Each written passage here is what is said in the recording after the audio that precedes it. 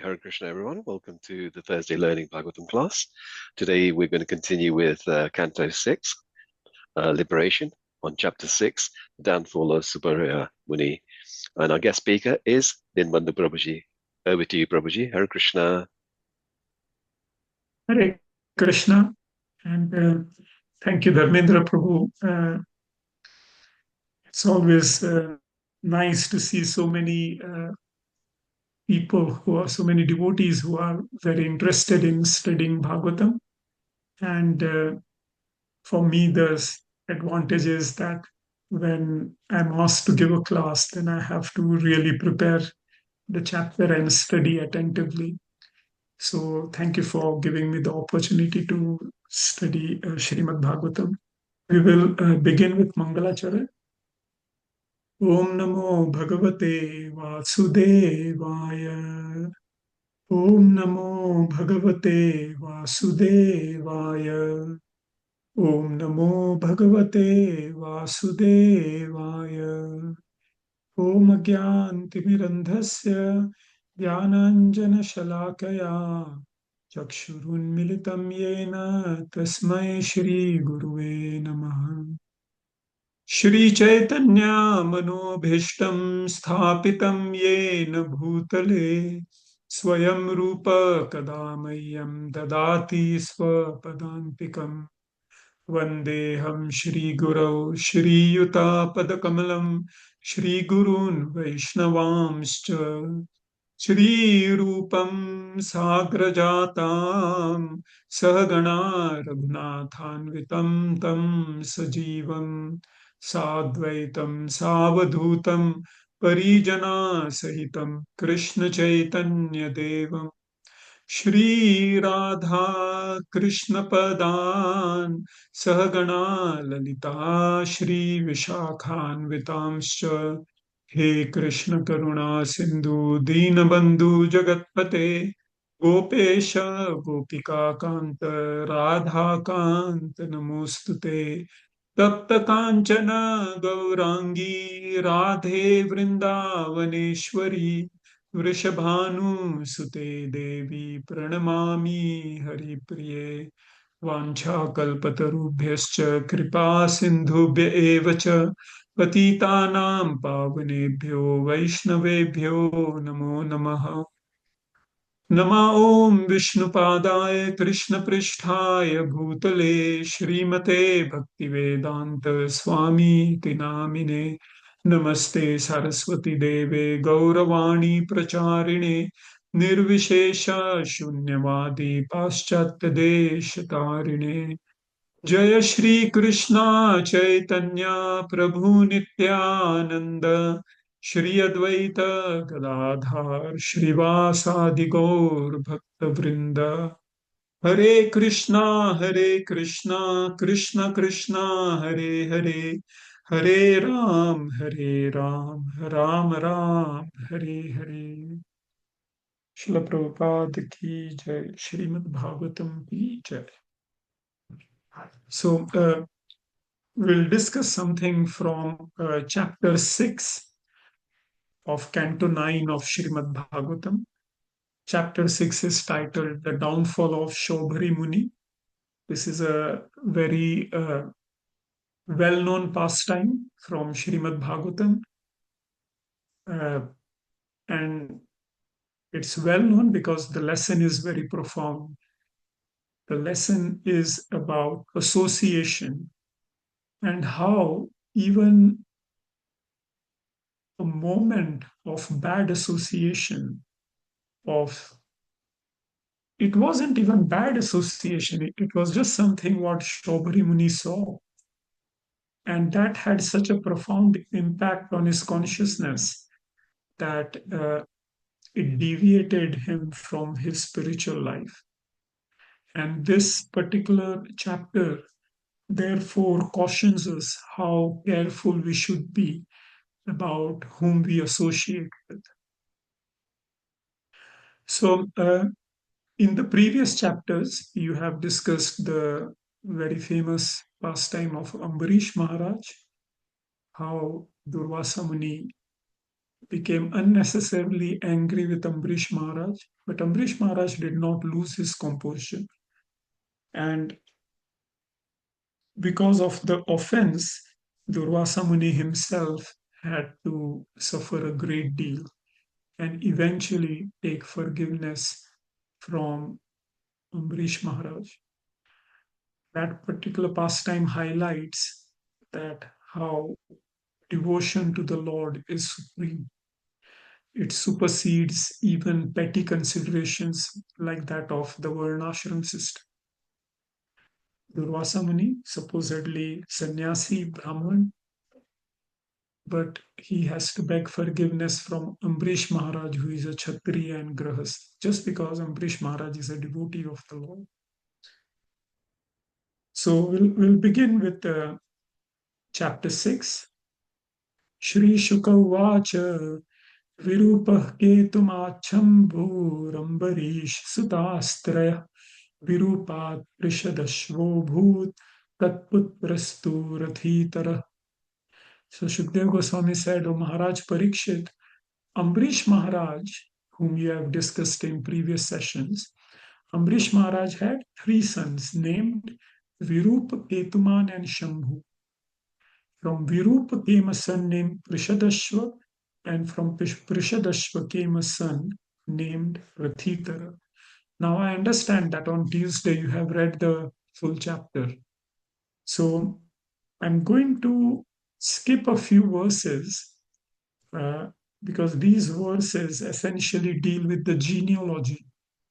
So in the next few verses, the genealogy of Ambrish Maharaj is described.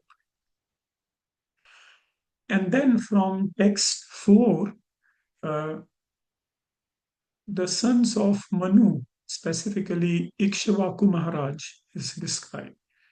Now, for those of you who have read Bhagavad Gita, you will remember in chapter 4, Krishna tells Arjun that Imam Vivaspate Yogam Proktavanaham Vivasvan Manave Praha Manur Ikshvake Pravi. So Krishna says that Arjun, do not think that this is the first time I am speaking Bhagavad Gita to you. I first spoke this imperishable science to Vivasvan, to the Surya God. Imam Vivaspate Yogam Vivasvan. I spoke this science of yoga to Vivasvan. Vivasvan Manave Praha. Vivasvan spoke it to Manu. Manur Ikshvakave Bravid.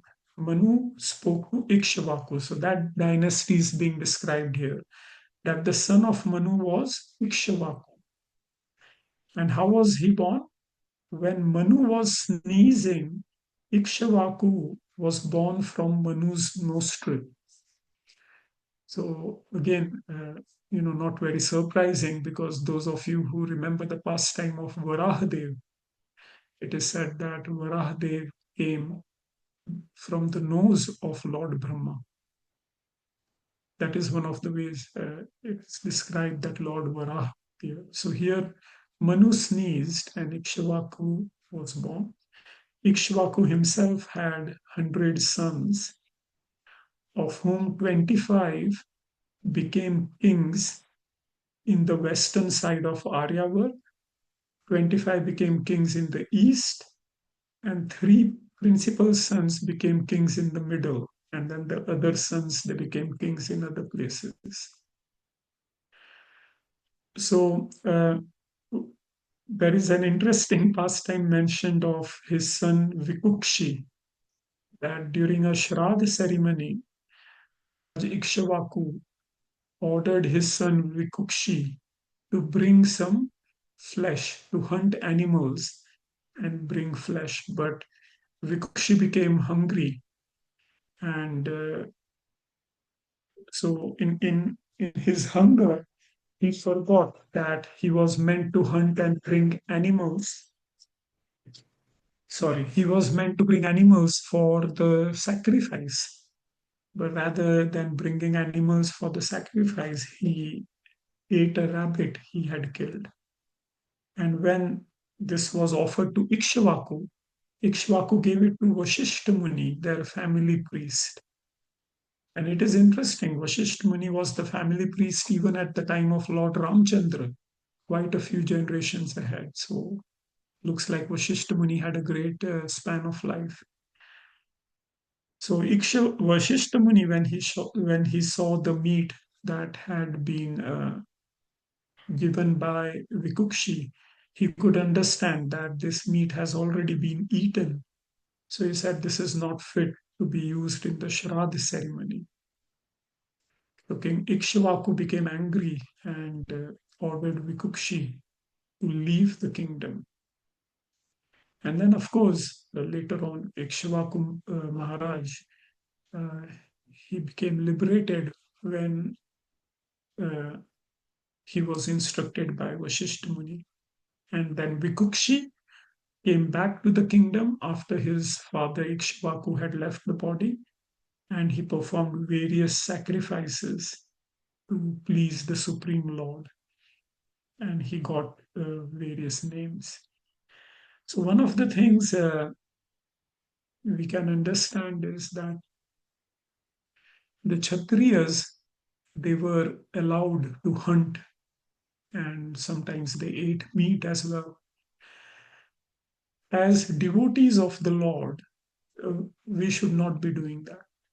We have already read in first chapter, first canto of Śrīmad-Bhāgavatam, that Kali was given 4 places to live. Meat, places where there is meat eating, intoxication, illicit sex, and gambling going on. And then he was given a 5th place where gold is accumulated. And Prabhupada writes very clearly in the purport that these places, these principles are the basis of sinful life. We, as aspiring devotees of the Lord, we should stay away from them. And therefore, in ISKCON in particular, in other Vaishnava Sampradayas as well, when we take initiation, one of the requirement is we take a vow that we will not engage in sinful life. We will not engage in meat eating, intoxication, illicit sex, or gambling. So we should refrain from these kind of activities.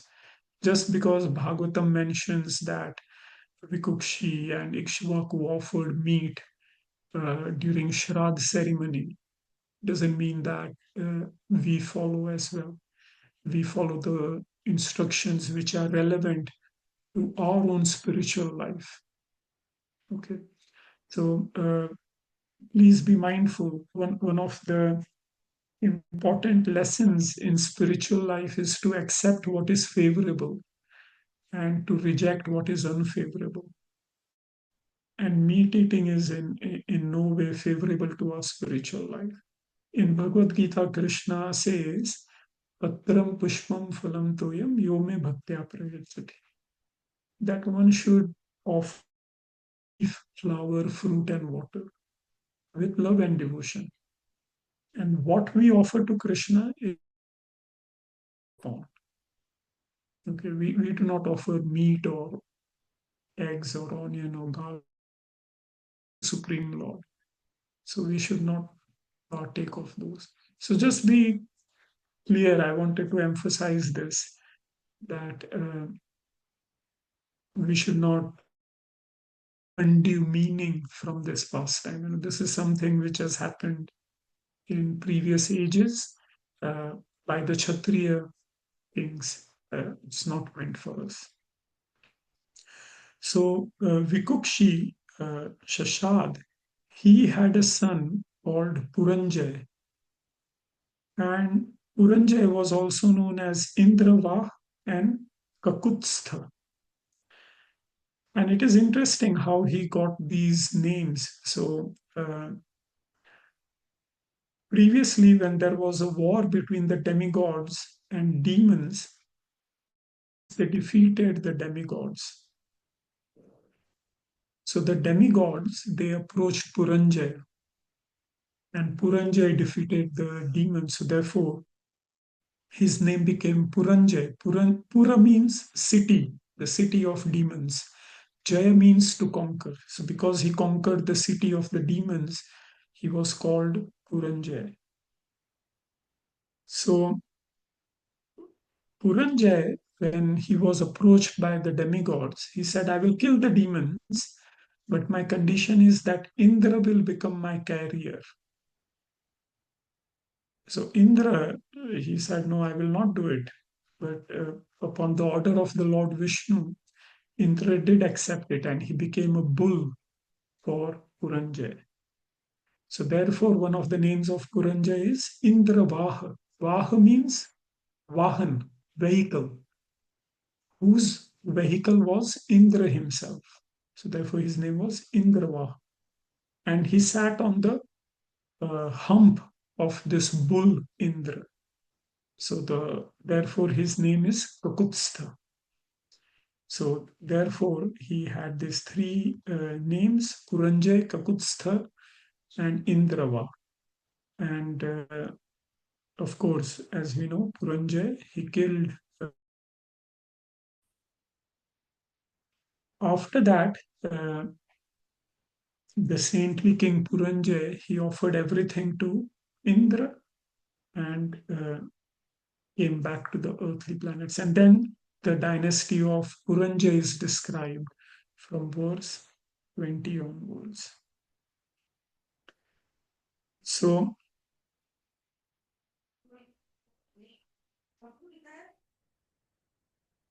in this way,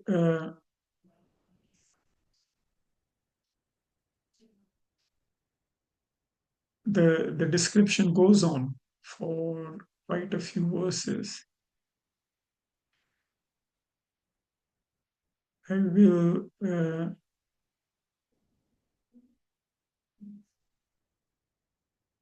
go to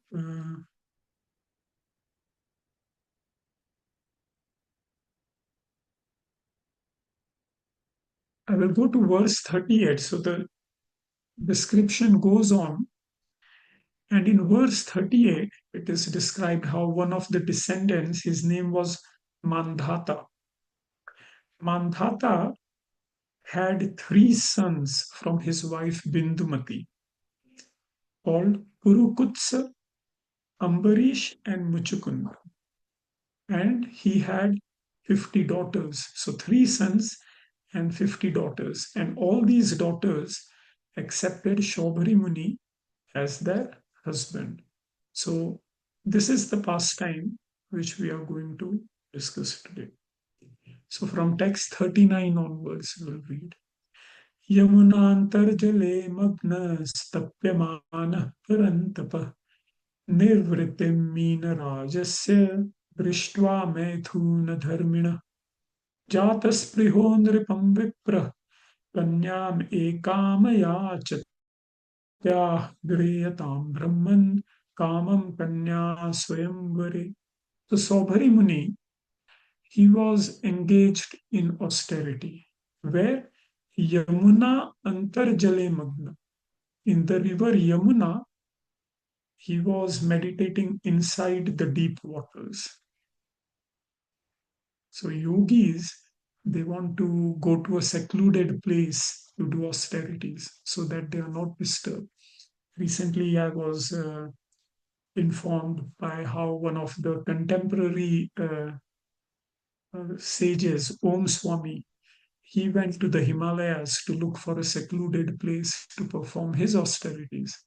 The idea is that the mind should not be disturbed by material affairs.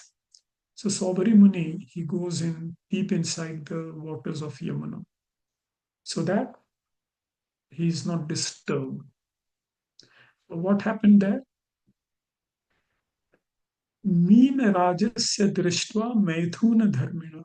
He saw in the waters of Yamuna a pair of fish engaging in Maithuna Dharmina, engaging in sexual relationship. So, Jatas Priho Nripam Vipra Kanyam Ekam Yachata. So, as soon as he saw this, he perceived the pleasure of sexual life. and he himself wanted to enjoy that pleasure. So he went to this king Mandhata and Kanyam Ekam Yachata. He begged that, "Oh king, give me one of your daughters. I want to marry her." So Prabhupada describes that, how strong our senses are. Simply, he did not, Ajamil saw a drunkard man and a prostitute uh, engaging in illicit relationships, and that deviated him.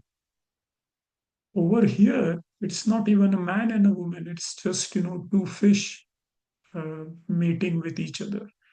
And that was enough to disturb Saubhari Muni's meditation. So Krishna says in Bhagavad Gita that the senses are very difficult to control, and they sway the mind of even a sober person who is attempting to control them. One should not underestimate the power of the senses. The senses are powerful because the mind is weak. In Katha Upanishad and also in Bhagavad Gita, this example is given of a chariot. A chariot which has 5 horses, they represent the 5 senses. They are controlled by the rein, which is the mind. But the reins are controlled by the chariot driver, who is the intelligence. Chariot is the owner of the chariot, the passenger, the soul. So the soul is seated in this body, which is being driven by the 5 senses. Now, if the intelligence is weak and the reins are let loose, then the horses will go in various directions. They will become uncontrolled, and that will lead to disaster. The passenger of such a chariot will always be in great anxiety because the horses are running havoc.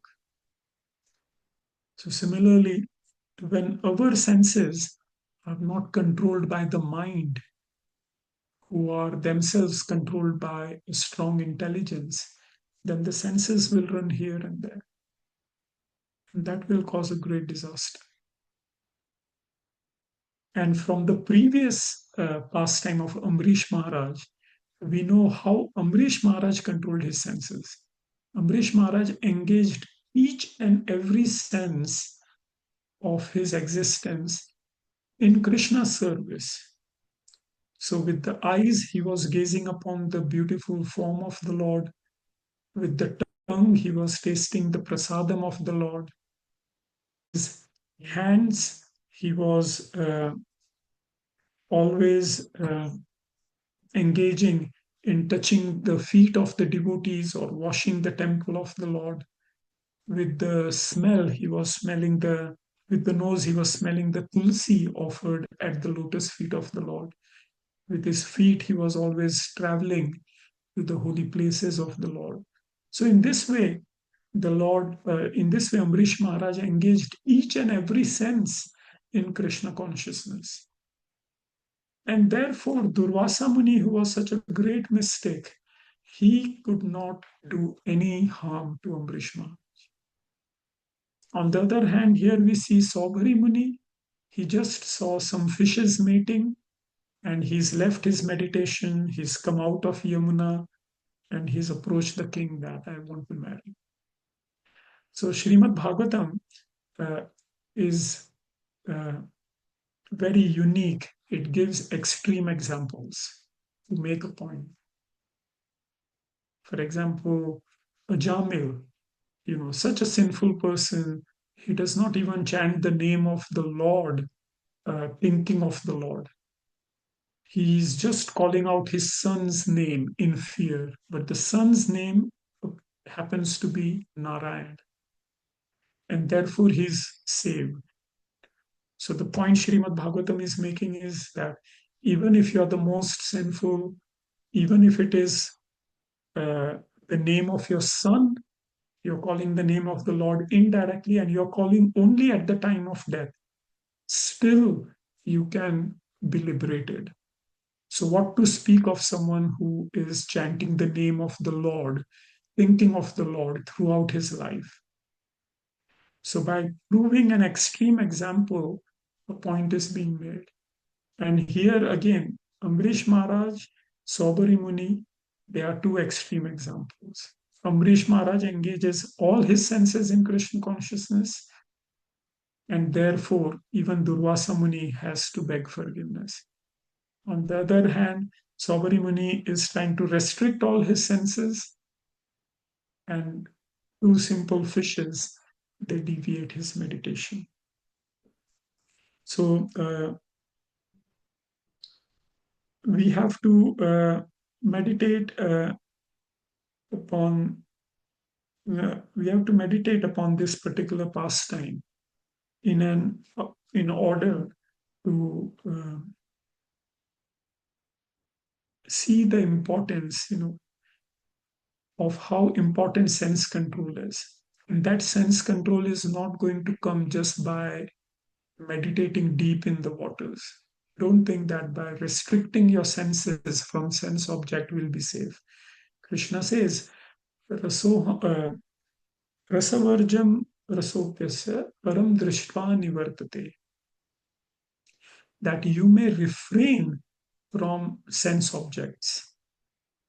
But the rasa, the taste for those sense objects will remain. Many people do dieting. They refrain from eating food. So they do it for a month, 2 months, 3 months, 6 months, a year, and they lose weight. And then gradually they start eating and gaining weight again. Why? Because temporarily you've suppressed your tongue, you suppress the taste sensation. That doesn't mean that the taste for food has gone away. The desire for food has gone away. After a period of time, that taste comes back. And then you want to eat again, and the weight increases. So senses are not controlled by suppression. Senses are controlled by engaging them. Param drishtva nivartate. Engaging them in param drish, in engaging them in a higher purpose. So how are senses as a devotee? Exactly what Parikshit Maharaj did. You want to watch nice things on the screen. There are so many devotional material that is available on the screen. You want to hear nice music. Nowadays you can chant Hare Krishna. I've seen, great singers chanting Hare Krishna in almost every rag or melody, or even in Western music. So you can enjoy music, but the background is Hare Krishna. The essence is Hare Krishna. You want to taste, taste is not a problem. In my own life, I came to ISKCON in 1995, so 31 years. In the last 31 years, I have tasted of almost all the countries of this world. There are many expert devotees from Japan, Korea, Europe, Scandinavia, India, various parts of India. So they offer various nice dishes to Krishna, and then that is distributed as prasad. Bhuvneshwari Mataji is here. When it is her Guru's Vyas Puja celebration, it's coming in a few months. We always look forward to it. There might be 30, 40 devotees attending, but there are about 60, 70, 80 different kind of bhoga which is offered to her Guru Maharaj. And then that bhoga is distributed as prasad. And then you can eat as much as you want. So you can engage your taste in Krishna consciousness. So everything is possible in Krishna consciousness. Krishna says in Bhagavad Gita, uh, dharma aviruddho kamosmi, that even sex life, which is not contrary to religious principles, is me. So if you engage in sexual activity with your married partner to procreate Krishna conscious children, that's Krishna is saying that is me, that is Krishna himself. So sense control is not by suppression. Sense control is by engagement in Krishna consciousness. And one who can understand this will be successful in controlling the five horses of their chariot. Okay, the horses have to run, make them run in the right direction. In this way, uh, we can learn an important lesson here. So, anyway, our Saubhari Muni, he goes to King Mandat and he says, you've got 50 daughters, marry one of them to me. So the king says, yes, um, I've given the liberty to my daughters. They can select whomever they want as their husband. So Saubhari Muni understands what the king is saying. An intelligent person, he can hear what is not being said and he can see what is not being shown. Okay. You can, in English, they say read in between the lines. But if the king really wanted to give a daughter, he would have said, okay, my dear Saubhari Muni, I marry this particular daughter to you. But Saubhari Muni could understand. Sa vichintya priyam strinam jarathoham prasanmata valid palit ejalka ityaham pratyadarita. He says, the king has noticed that I am feeble because of old age. My hair has become grey, my skin is slack, and my head always trembles. Besides, I am a yogi.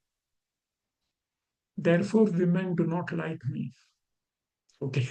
Who, which woman would like to marry a man who is weak, gray, skin is slack, your head is always trembling, and on top of that, he's a yogi. He's not interested in material affairs. Who would want to marry such a man? So he says, therefore, the king has rejected me. Otherwise, he could have married a daughter to me. So, sadhayishye tadatmanam swastrinam abhisitam. Sadhayishye, therefore, I will perfect myself in such a way that surastrinam, that even the celestial women, Sura means demigods, Strina means the their women, the women who are in the heavenly kingdom. Abhipsitam, they will desire. What to speak of these king's daughters? I will reform myself in such a way that the celestial women will come down to marry me. Kim punar Kim punar manujendrana iti vyavasita. What to speak of the daughters of this worldly king? So this way, Saubhari Muni, he makes a determination. And then by his yogic practice, Muni praveshita kshatra kanyata puramriddhitmat vritasya rajya kanyabhir ekam panchashatavar. And then he transformed himself into a young and beautiful person.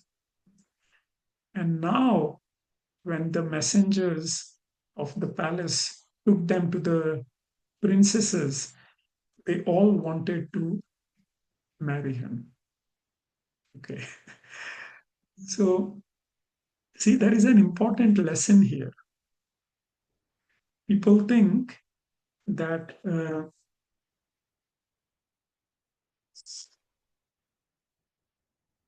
by becoming a sadhu, by becoming a yogi, that person is becoming useless. They are powerless. when you see a sadhu walking on the street, all of you are devotees. You do not think that way.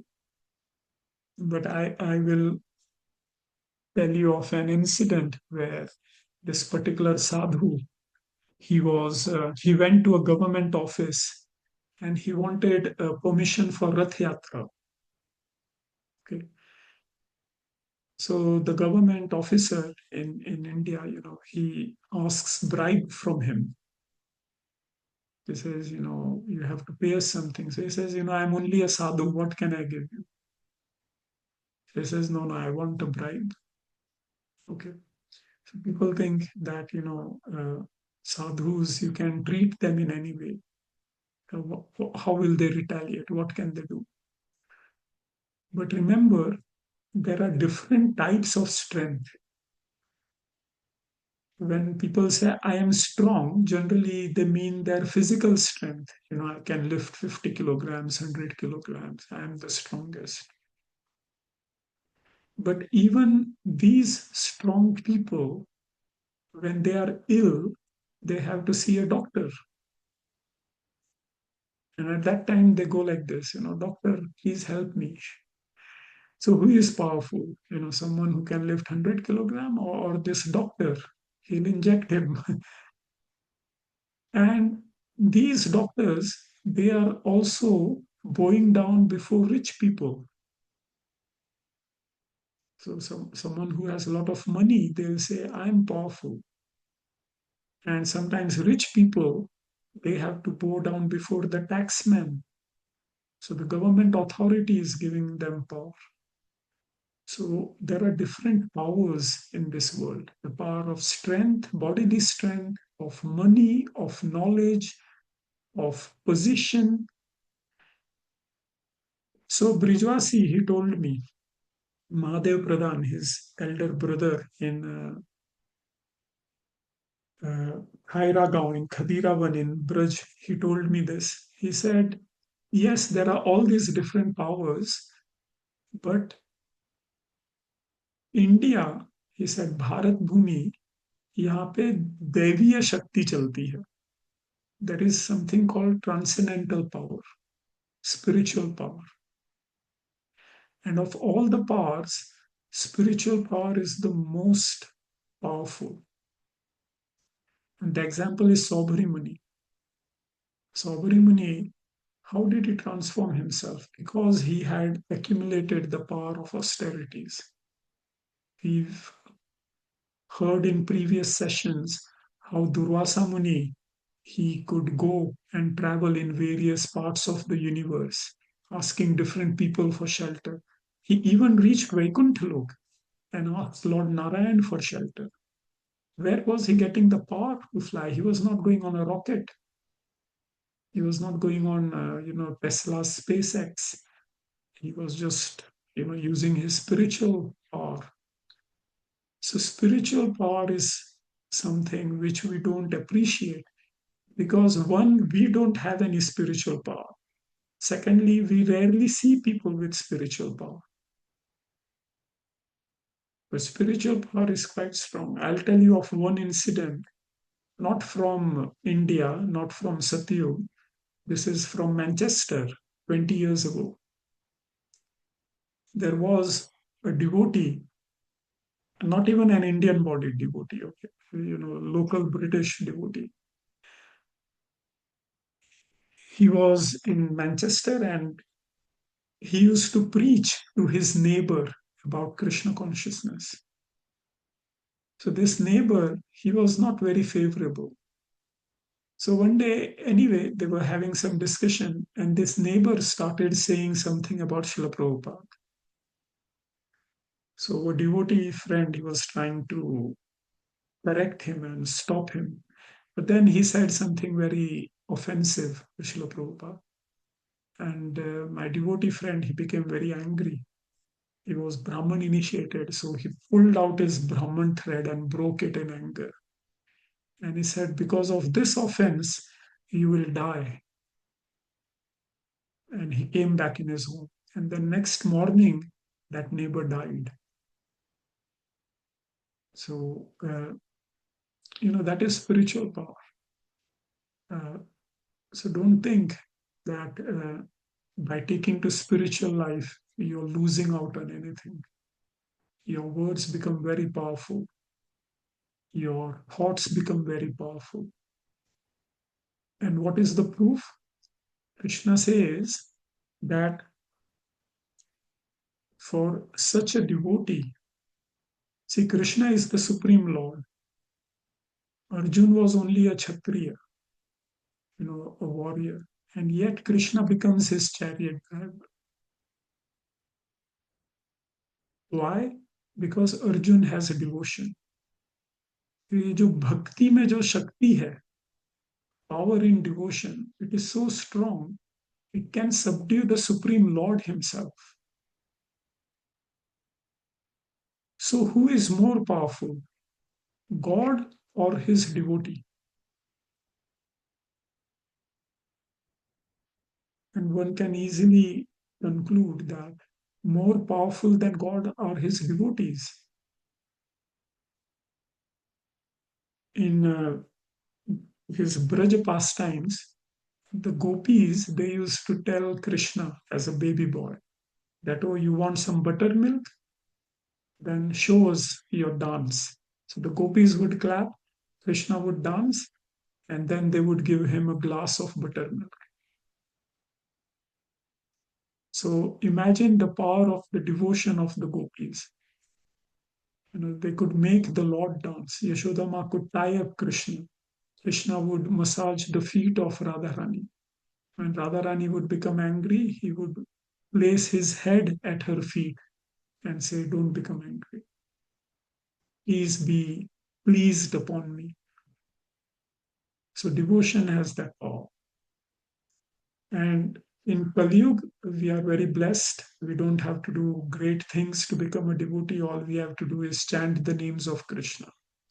Just by chanting Hare Krishna, Krishna Krishna, Hare Hare, Hare Ram, Ram Ram, Hare Hare. If you chant that, then you are capturing Krishna. You will have that much power to capture Krishna. So that is another lesson we can learn here. Saubhari Muni, with his power of tapasya, he could transform himself into a young man. We don't have to do that. All we have to do is with the power of the chanting of the holy names and humility, we have to please Krishna. That is our uh, that is our mission in life. So anyway, these princesses, they saw a young man. Now they all gave up their sisterly relationship and they started quarreling, saying, oh, I want to marry. This one is for me, not for you. Mamanurupo nayam va iti tat gat chetasam. And there was a great disagreement. So Saubhari Muni, anyway, what he did was he married all of them. And then verses 45 to 46 describe, because he was expert in chanting mantras perfectly, his severe austerities resulted in opulent home. And then the description is described, not like a semi-detached home in the UK. It was full of gardens, lakes, servants, garments, ornaments, flowers, birds, professional singers, valuable beds, seats, ornaments, sandalwood cream, palatable dishes. It was like that. Tapashriya, the opulence of his austerities, created all of this. And then Mandhata, the king who had said, marry whomever my daughter likes, I leave it up to my daughter. If they like you, they'll marry you. He himself saw these opulences and he was stamba jahat sarvabhauma shriyanvitam. And Mandhata, he gave up his false prestige. He thought that I am sarvabhauma shri. I have the opulence of all the worlds. I am the king of, emperor of all the worlds. When he saw Saubhari Muni, he said, wow, this is more than me. Okay. We have another example of Dhruv Maharaj, insulted by his stepmother. And he went and he did austerities. And who came before him? Lord Vishnu himself. And Lord Vishnu says, "What do you want?" He says, "No, I don't want anything. I've got everything just by your darshan." Lord Vishnu says, "Yes, you will come back to me. As long as you are on this, as long as you are in this material world, I will give you Dhruva Lok, better than Lord Brahma's Lok." So remember, by becoming a devotee, you don't lose anything. In fact, you become the most powerful person on this planet. And Srila Prabhupada said that, these people, they don't realize what we are up to. If they actually appreciate what we are doing, they will never let us succeed, because devotees are the most powerful people on this planet. Yeah. So the japamala that you take in your hands, the holy names that you chant from your mouth, the form of Krishna and Radha which you meditate upon in your mind, these are not ordinary things. They're not of this material world. You know? So you guys are very powerful. You know, you may not see it that way, but Krishna certainly sees it that way. Krishna says, "Oh, any one of them can bind me up. I will become subservient to their orders." So therefore, Krishna tests you. He tests all of us. Are we really of that caliber? Krishna is thinking, "Oh, is he such a devotee that I can surrender to him? Or does he have some material desires?" Then, Krishna is not bound. So be powerful in your devotion. Don't compromise on that.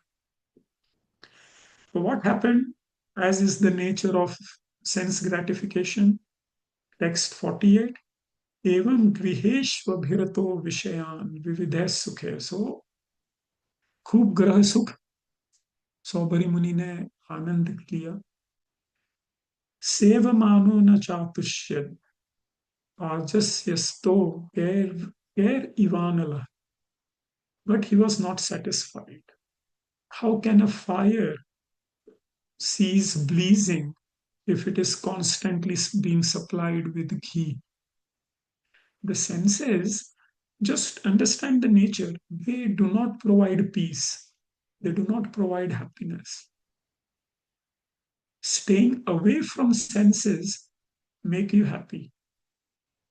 I will share a personal example, and I beg forgiveness if it comes across in any other way.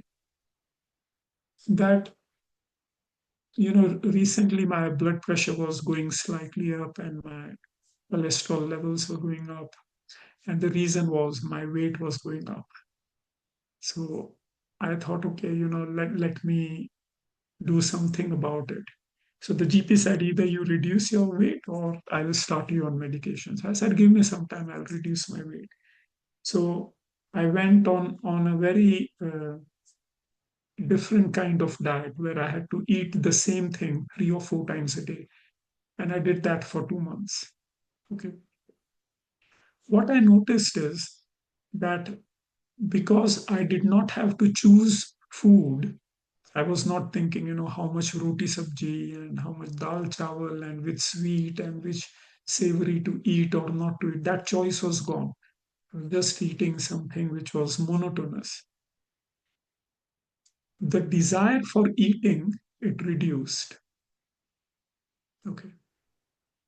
But when you're constantly supplied with food, then it's difficult to stay away from food. When the stimulus is there, then you want to engage your senses into that. Similarly, the example given here is that when there is fire, Mandata Muni, he wants to enjoy sex life. There are 50 women over there, and he's got great opulence. He doesn't have to work. His senses are quite strong. He has got yogic power. So all that sense gratification agitates. Having too many choices of food agitates you. You're not peaceful. There was one study done in psychology. You know, uh, Previously, when there was denim trouser, I don't know if some of you are that old, that when denim trousers came, jeans, there was only one type of jeans and one color of jeans. It was a blue color, it was a thick cloth. That was the only jeans which was available. Do you remember that? Those days?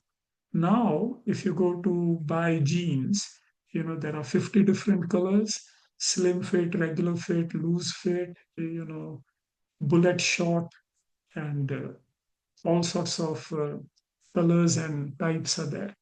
So there was a study done that people were more unhappy having more choices for jeans than when they had only one option.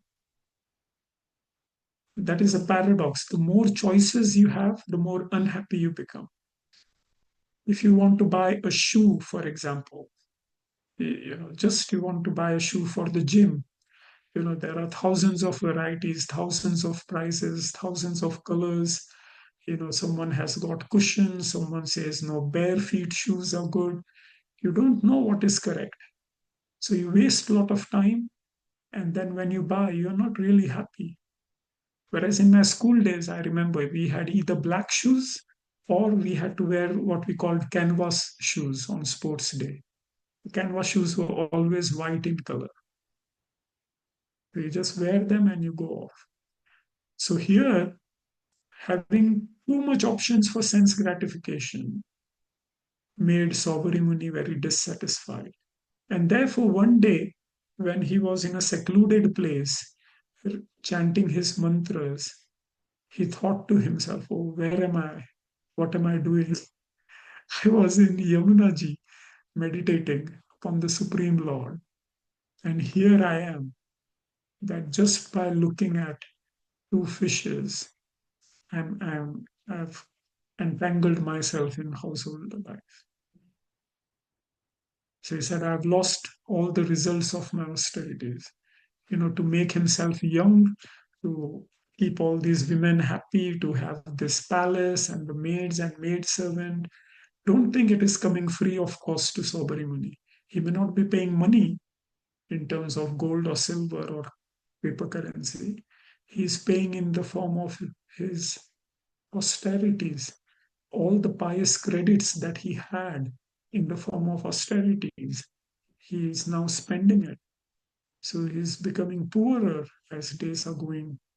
So he says, अहो इमं पश्यतं मे विनाशं तपस्विनः सच्चरितव्रतस्य अन्तर्जले वारिचरप्रसङ्गात् प्रत्यावितं ब्रह्मचिरं धृतं यत्.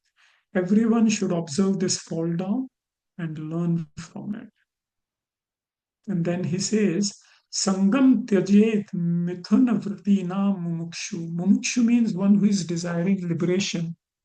One should not only give up sense gratification, one should also give up the association of those who are sense gratifiers. That is the lesson from this chapter. How did Saubhari Muni fall? Yes, he himself was agitated by sexual desire, but he became agitated because he saw someone else engaging in sense gratification. That someone else may be fish for Saubhari Muni, that someone else may have been a drunkard man and a prostitute for a Jamil, that someone else may be what we watch on the screen, what we hear on social media, what we observe, what we think about, what we read. Prabhupada writes in the purports to the story of Ajamil. Ajamil, in those days, he saw one couple engaging in sexual affairs. Nowadays, the billboards, they are showing it openly. So what kind of stimulus we are giving to our consciousness? So stay away from senses, stay away from sense gratifiers, because sense gratifiers will try to convince you that this is normal. Even if they don't say verbally, just by observing them, you'll think this is normal. People go on holidays, they drink, they, engage in affairs, they have big cars, big houses, flashy clothes. They are not telling you that you should be doing this. But by seeing them, you are absorbing unconsciously. This is the goal of my life. So we've got this beautiful human form of life where we can develop our spiritual power.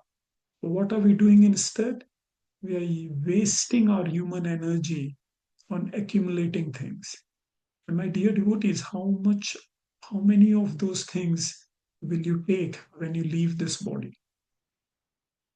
Nothing. Not even your body. Not even a single hair that is on your body. When the body is lit, the first things that go away are your hair and then the skin. And the whole cosmetic industry is based upon hair and the skin. They don't even last for a moment. So we should be really careful, what am I using my human energy for? And Prabhupada has made it very simple. Prabhupada understands that it is difficult for us to give up sense gratification. It is difficult for us to follow spiritual life. So all Prabhupada says is chant Hare Krishna 16 rounds every day. Takes 1 hour, 45 minutes, maybe 2 hours max. That's not even 10% of your life. And then, yes, whatever you are doing the rest of your time, think about Krishna. Do it thinking about Krishna. You are a doctor, treat your patients thinking about Krishna. You are a housewife, cook thinking of Krishna. Whatever you're doing, uh, just think of Krishna. Mam anusmara yuddhacha. That is what Krishna says in Bhagavad Gita. Oh Arjun, mam anusmar, remember me, yuddhasva, and fight. Whatever you are doing, think of Krishna. So, association with sense gratifiers will make us fall down. On the other hand, association with sadhus, with saintly people, will liberate us. Yunjita tad vratishu sadhushu cheta prasanga. The sangha should be qualified. Don't think that I can associate with anyone. Be very careful. Even in the garb of devotees, there are people who are very sinful. So one should really understand who is a devotee. Śrīmad-Bhāgavatam explains there are first class, second class, third class devotees. Tulsidas in Ramcharitmanas, right at the beginning, he cautions the reader who is a devotee, who is not a devotee. Not by dress, not by tilak, not by speech. Look at their qualities and then associate with such a person. Lavamatra sadhu sangha sarva siddhi. And even a moment association with such a sadhu can liberate us. So the choice is ours, the discrimination is ours. Whom do we associate with? So in this way, Saubhari Muni laments, and then finally he says, no, I'm putting a stop to this. So he becomes detached, he renounces everything, adopts the Vanprastha order, and goes to the forest again. And what do his 50 wives do? They are also devoted, they also follow him. And then he performs severe penances and ultimately engages himself in the service of the Supreme Personality of God. And observing the husband, the wives are also able to enter the spiritual world. So, all's well that ends well. So, Muni, he needed that, tortuous, long-winded path to come to Krishna consciousness. That was a lesson that he had to learn. In that process, he liberated not only himself, but King Mandata and his 50 wives as well. And in so doing, he has given us some very important lessons to learn upon. even after thousands of years.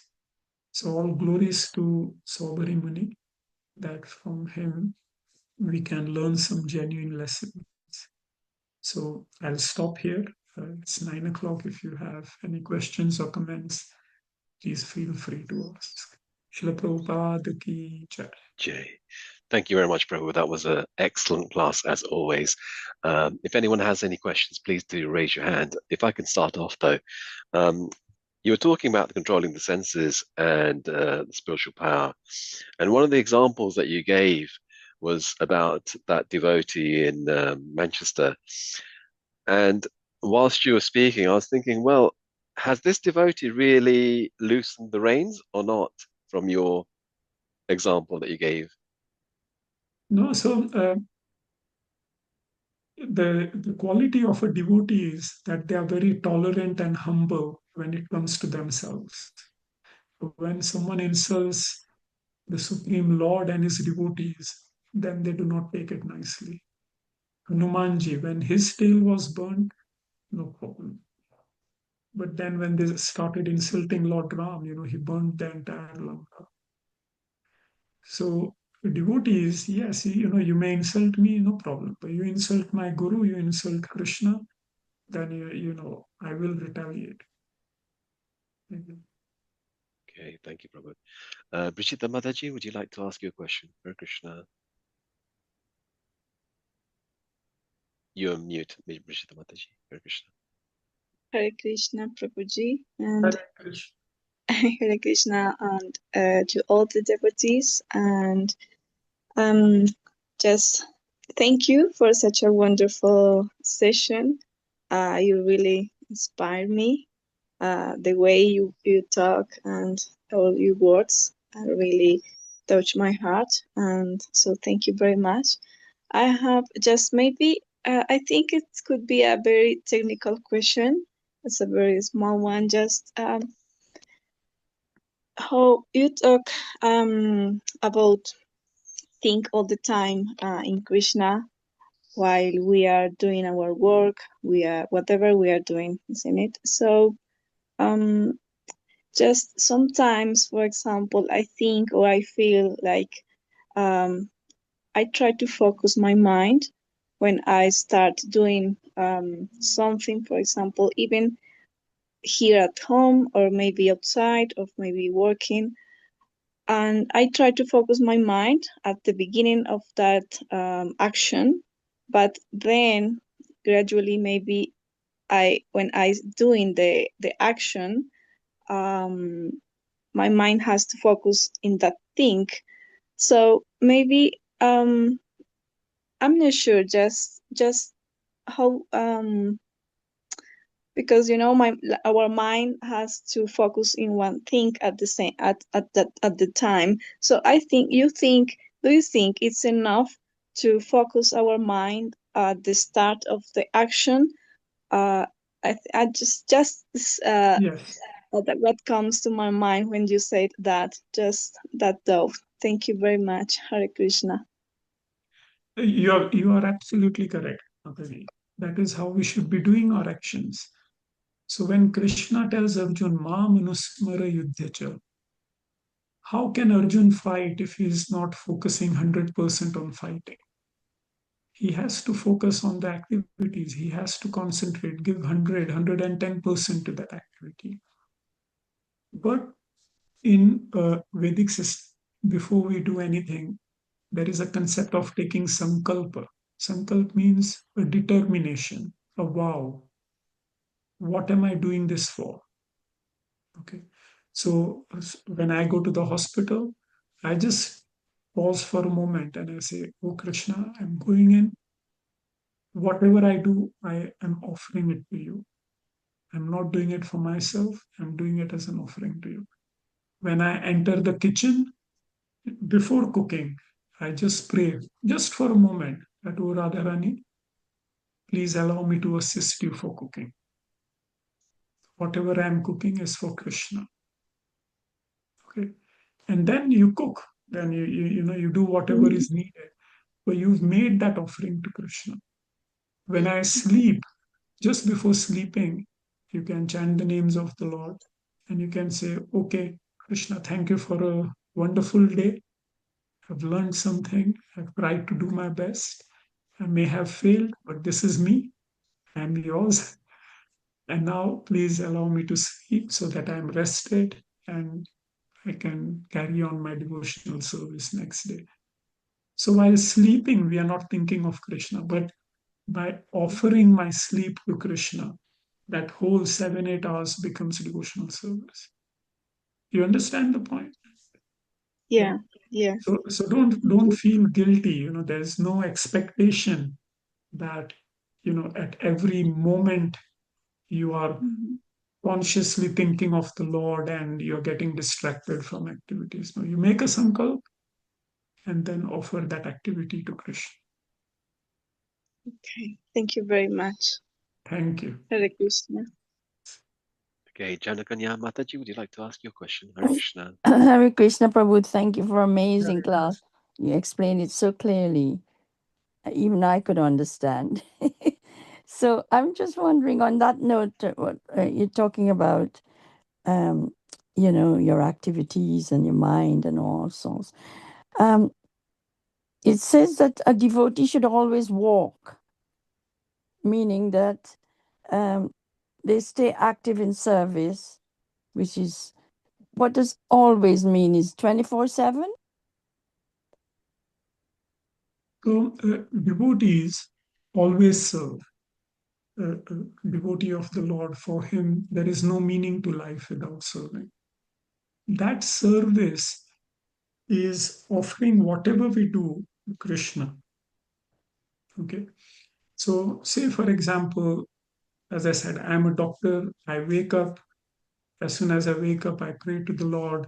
When I go to the bath, I just say that, oh Krishna, and I'm taking a bath so that when I come before you, I'm properly presented. I do my arti, I do my chanting. When I start my car, oh Krishna, help me today. I want to offer this day to you. When I eat, I offer prasadam prayers before eating. So that is how one conducts our life. Now, what if someone is disabled? Someone is not able to do active, what we call active services. They can still pray to the Lord. There is a nice example of this devotee who was unable to offer a feast to Krishna. This example comes in Bhakti Rasamrit Sindhu. So what he did was, in his mind, he was making up a nice feast. And then in his mind, he made all the feast. And then by mistake, in his mind, he's thinking that I've touched my finger to the food and that food is hot. So I've burnt my finger. And then when his eyes open, his fingers are actually scalded. So Krishna, he does not uh, differentiate between mental service and physical service. Okay. My uncle was on his deathbed in the last few days. He had become unconscious. So we played Prabhupada's tape around him. We offered him a garland of Radha Gopinath ji. We put Tulsi Mala around him. All the devotees were coming and they were blessing him. So I was thinking, I am alive and no one is doing this for me. No one is offering me prasad or chanting for me. And here he's unconscious and devotees are coming and blessing him. So he's more fortunate. So devotional service is not hampered by external circumstances. If you have the will, then there will be a way as well. I hope that that answers what you were looking for. Thank you, Prabhu. Is it different to pray to Vishnu than Lord Krishna? Because there's a bit of confusion that I read one. No. There's no confusion at all. Just understand this example, that if you see a hill, a mountain, different people will perceive the same mountain differently depending on where they are standing. Okay, so the Lord is one. Some people see him in the Vishnu form, Some people see him as Ram, as Narsimha, in different forms. Even Krishna's form is perceived differently by different devotees. Okay, and so in Śrīmad-Bhāgavatam, the example is given when Krishna enters the arena of Pansa to fight with Mushtik and Chanu. They all see him differently. The elderly gopis are thinking, oh, this is such a young boy. Friends are thinking, oh, he's my friend. The two wrestlers, they are thinking, oh, he looks like, death personified. So that same Krishna is being perceived differently by different devotees depending upon their mood. So no, there is no difference. Thank you. That is the best explanation I've had so far. I've often asked that question. Now, the demigods, it says, if you break your vows to the demigods, there are reactions. But I'm just wondering, the demigods being more materialistic, why is it to them that we get reactions and not Mataji, what to speak of demigods? You break your vow to your wife or husband or children, there are reactions. So therefore, one should worship Krishna exclusively. Krishna is very merciful. He doesn't look at your behavior, he looks at your intentions. Bhavagrahi Janardhan. You may not be perfect, you may burn the food, but Krishna is not like your family members who will say, what, you don't know cooking. Krishna will say, no, Janu Kanya cooked for me. And yes, she may have burned, but that's not a problem. She cooked for me, that's plenty. Wow, nice. And Vishnu, even if you pray sincerely to Vishnu, they say that you're free from all danger, even death. Is that right? And how does one get freed from death? By chanting the names of the Lord. Death means you are accepting another body. All right. So when you don't accept another body, then there is no death, there is liberation. Thank you. Explained it beautifully. A bit confusing to me. Thank you. Hare Krishna. Sadhu Mataji, would you like to ask your question? Hare Krishna, thank you very, very much for today. I have actually two questions, if it's okay. One is not 100% related. Still, there is connection there. Is it okay if I ask both questions, please? Yes, Mataji, you're right. The question one is, if Krishna doesn't sanction, do my how to say, do I get to do my devotional service? Do they are going to help for me to really control my mind, control my senses and everything? If Krishna doesn't sanction it, can I still control it? So one thing we have to understand is that by ourselves, it is very difficult to control senses. Again, in Bhagavad Gita, Krishna tells Arjuna that the senses are so strong, they will take away the mind of even a sober person. Okay. So how do we control our senses? By doing as much devotional service as possible. Okay. And that devotional service, we are blessed by the Prabhupada or the devotees when we make a conscious effort to do some seva. So when you decided that this evening you will give 1.5 hours to study of Śrīmad-Bhāgavatam. That is devotional service. In that 1.5 hours, was your mind not controlled? Were your senses not controlled?